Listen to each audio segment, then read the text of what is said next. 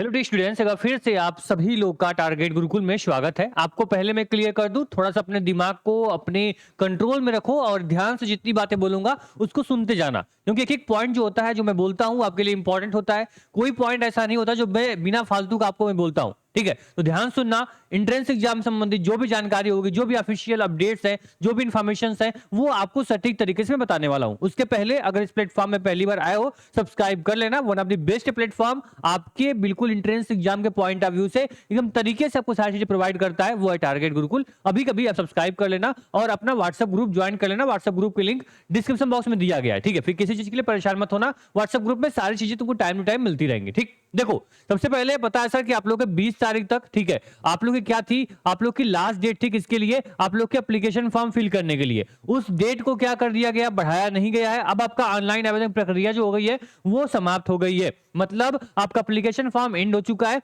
अब आपको मौका नहीं मिलेगा कि सर आप लोग क्या भर पाओ, फॉर्म फिल कर पाओ, ठीक है? दूसरी बात, जिन बच्चों को करेक्शन करना था, कुछ करेक्शन आपको करना है, तो आपका पोर्टल लाइव हो चुका है। 21 तारीख यानी आज और 22 जून यानी कल आप 2 दिन में अपने करेक्शन कर पाओगे। दो बात मैंने क्लियर कर दिया कि फॉर्म की डेट क्या हो गई, एंड हो चुकी है, अब नहीं एक्सटेंड होगी। दूसरी बात, आपका करेक्शन शुरू हो गया है। 21, 22 आज और कल करेक्शन कर लोगे। इसके बाद करेक्शन डेट बढ़ेगी नहीं बढ़ेगी, ये भी दिमाग में खोल के बातें रख लेना, ठीक? चलो, इसके बाद सर क्या है, जहां वेबसाइट से आप फॉर्म भरे हो ना, उसी वेबसाइट से आप करेक्शन कर पाओगे, ठीक है? लॉगिन करना, लॉगिन करने के बाद करेक्शन कर पाओगे, ठीक है? इसके तुरंत बाद विश्वविद्यालय द्वारा प्रवेश परीक्षा का विस्तृत टाइम टेबल जो शेड्यूल होता है, विवरण जारी कर दिया जाएगा। मतलब जैसे ही आपकी करेक्शन डेट एंड होती है 22 तारीख को, 23-24 तारीख के आसपास, मान लो 25 तारीख तक आपके टाइम टेबल जो होंगे, जो डिटेल शेड्यूल होगा, वो जारी हो जाएगा कि बीए का एंट्रेंस कब होगा, बीकॉम कब होगा, बीएससी कब होगा। वो पूरा आपका एक शेड्यूल जो आपका टाइम टेबल है वो जारी हो जाएगा 25-26 तारीख तक। आप समझना, टाइम टेबल आपका आ जाएगा। इसके पहले ही,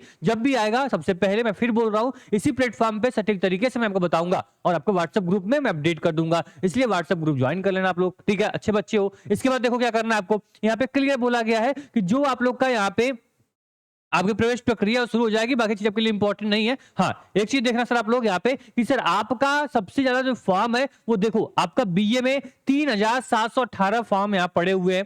बीएससी बायोलॉजी में 3184। अब ये सोचो कि 3000 यहाँ पे क्या है, मान लो 3184 फॉर्म अगर पड़े हुए हैं, यहाँ पे सीटें कितनी है? 100 सीटों से लेके 150 सीटों तक यहाँ पे क्या है, आपको सीटें मात्र मिलेंगी बायोलॉजी के लिए। वो देखो कंपटीशन कहाँ पे लेकर जा रहा है। बीकॉम ऑनर्स में जहां पे मात्र कितनी है, 400 से 500 सीटें यहाँ बची है आपके मेन कैंपस में, और फॉर्म कितने हैं? 2116। मतलब ये सोचो कि लगभग आपके 1600 बच्चे जो होंगे वो ऐसे ही बाहर चले जाएंगे। एडमिशन केवल 400 का होगा, तो 1600 बच्चों में तुमको आना है तो कोई दिक्कत नहीं, लगे रहो, लापरवाही करते रहो, ठीक है? टाइम बर्बाद करो, कोई दिक्कत नहीं। लाइफ के एक मुकाम पे जाओगे, एक स्टेज पे आओगे, तब तुमको वो चीजें समझ में आएंगी सर कि मैंने एंट्रेंस टाइम में गड़बड़ी किया था, नहीं तो आज मैं कैंपस में होता, यहां नहीं बैठा होता, ठीक है? तो ये ध्यान देना आप लोग।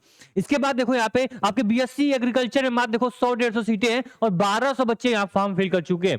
सेम बीएससी मैथमेटिक्स में 1648 फॉर्म आ चुके हैं। ये बच्चे क्या करेंगे, इसमें से 300-400 बच्चों का एडमिशन होता है, बाकी बच्चे मुंह उठा के ऐसे नीचे करके निराश होकर चले जाते हैं, ठीक है? लेकिन हाँ, जो बच्चा थोड़ा भी मेहनत किया है, अपना एफर्ट लगाया है, सही से चीजों को फॉलो किया है, तो उसका एडमिशन हो जाता है। बिल्कुल भी आपको टेंशन डिप्रेस नहीं लेना भाई कि हाँ मैं टेंशन में आ जाऊं, तनाव में आ जाऊं, नहीं, ये नहीं करना आपको, ठीक? इसके बाद मैक्सिमम फॉर्म देखोगे सर यहाँ पे, तो उसके बाद आपका आएगा कहां पे, आपके एलएलबी कोर्स में। एलएलबी कोर्स में देखोगे तो यहाँ पे 3403 फॉर्म यहाँ पे आ चुके हैं। लगभग यहाँ समझ लो 3100 बच्चे जो होंगे वो बाहर चले जाएंगे। 300 बच्चों केवल क्या होगा, एडमिशन होगा, ठीक? तो आप इस तरह से आंकड़ा लगा लो भाई, कंपटीशन किस लेवल का यहाँ पे जा रहा है, ठीक? तब तुम समझ पाओगे कि पेपर यहाँ पे आसान होता है एडमिशन लेना या फिर कठिन होता है। बीए एलएलबी में आप देखो 2784 फॉर्म यहाँ अप्लाई हो चुके हैं। वहीं पे देखोगे 1208 फॉर्म किसमें अप्लाई हुए, तो बीबीए में हो चुके हैं, ठीक है? बीटेक में यहाँ पे 1113 फॉर्म अप्लाई हो चुके हैं, ठीक है? बीटेक में सबसे अच्छी बात यह भाई, यहाँ पे आपको पता है सर कि जेई के माध्यम से बच्चों का एडमिशन होता है। 50% सीट पे एंट्रेंस होता है। 50% सीट के लिए यहाँ पे लगभग 1200 बच्चे फॉर्म फिल कर चुके हैं। तो कंपटीशन कहां जा रहा है, तुम सोच सकते हो। बीसीए में देखो इतनी कम सीट है, उसके बाद भी 907 बच्चे फॉर्म फिल कर चुके हैं। ये जो आंकड़ा है, जो ये आपका टाइम है, ये 5 बजे का है। मतलब जो मैं टाइम बता रहा हूं, अब देखोगे यहाँ पे तो शाम 5 बजे का ये जो शेड्यूल है, ये आपका है कि शाम 5 बजे तक लगभग यहाँ पे 32,800 फॉर्म फिल हो गए थे।